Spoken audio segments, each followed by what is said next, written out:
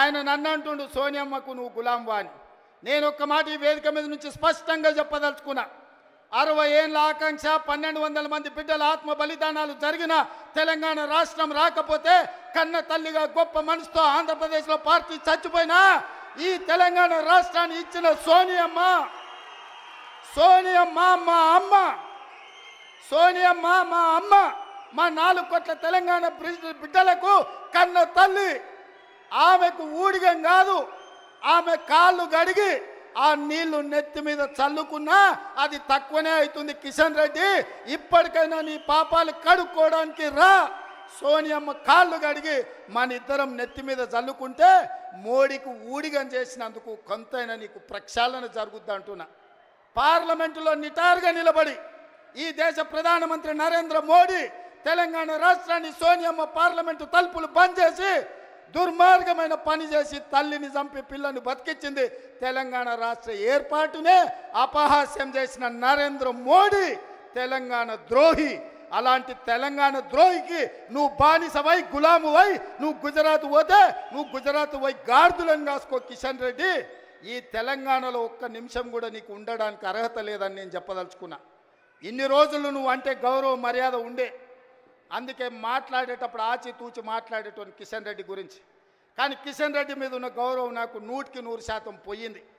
తెలంగాణ రాష్ట్ర ఏర్పాటునే వ్యతిరేకించి తెలంగాణ రాష్ట్ర పౌరుషాన్ని అవమానించిన నరేంద్ర మోడీకి నువ్వు గులాంగా మారినవంటే నువ్వు తెలంగాణ బతకడానికి అర్హత కోల్పోయినవు. కిషన్ రెడ్డి, తట్టపెట్ట జరుదుకొని నడువు గుజరాత్కు, నువ్వు ఆన్ని పోయి గులాంగిరి చేసుకో.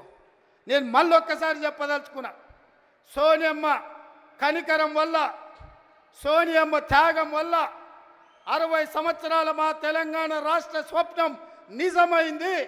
ఇవాళ సోనియమ్మకి ఎంత చేసినా తక్కువే. ఆ సోనియమ్మ కాళ్ళు గడిగి నెత్తి మీద చల్లుకోవడానికి మేమందరం సిద్ధంగా ఉన్నాం. ఇది అవమానంగా కాదు, ఆత్మ గౌరవంగా మేము భావిస్తున్నాం. కిషన్ రెడ్డి, ఆ తల్లే లేకపోతే ఈ తెలంగాణ రాష్ట్రమే లేదు. ఈ తెలంగాణ రాష్ట్రంలో ఆత్మ గౌరవంతో ఇంత వేలాది మంది మనం సభ జరుపుకునేటోళ్ళం కాదు. కిషన్ రెడ్డి, ఇప్పటికైనా తెలుసుకో, ఉద్యోగం మోడీ ఇచ్చిండు అనుకుంటున్నామేం, నీకు ఉద్యోగం ఇచ్చింది సికింద్రాబాద్ ప్రజలు. నీ ప్రజలకు కృతజ్ఞతగా ఉండు, నీ ప్రాంతానికి కృతజ్ఞతగా ఉండు.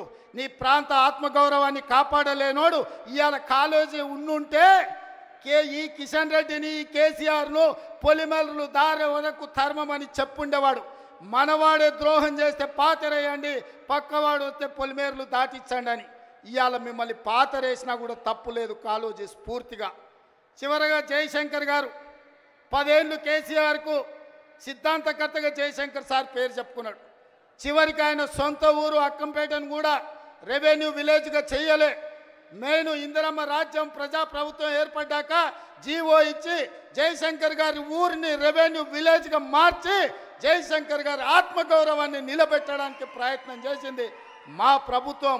ఇదా తెలంగాణ కోల్పోయింది? చంద్రశేఖర్ రావు, నేను నిన్ను అడుగుతున్నా, ఆడబిడ్డలకు ఉచిత బస్సు ఇస్తే తెలంగాణ కోల్పోయిందా?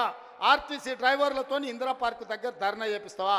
నీ కొడుకు ఆవారగాన్ని ఆడికి పంపించి వాడు కాక్యాంగ్ చేసుకుంటాడు. వాడు రామారావా నాకు అర్థం కాలే. కాక్యాంగ్ చేసుకొని ఆటోలో తిరుగుతా ఆయన ఆటో రాముడు అయిపోతాడంట. కొంచెమన్నా సిగ్గుండాలనే తెలంగాణ సమాజం ఏమనుకుంటుందని. ఇంత సిగ్గుసేరని తప్పిపోతారా 10 నెలలకే? ఇట్లాంటి నేను ఎవరిని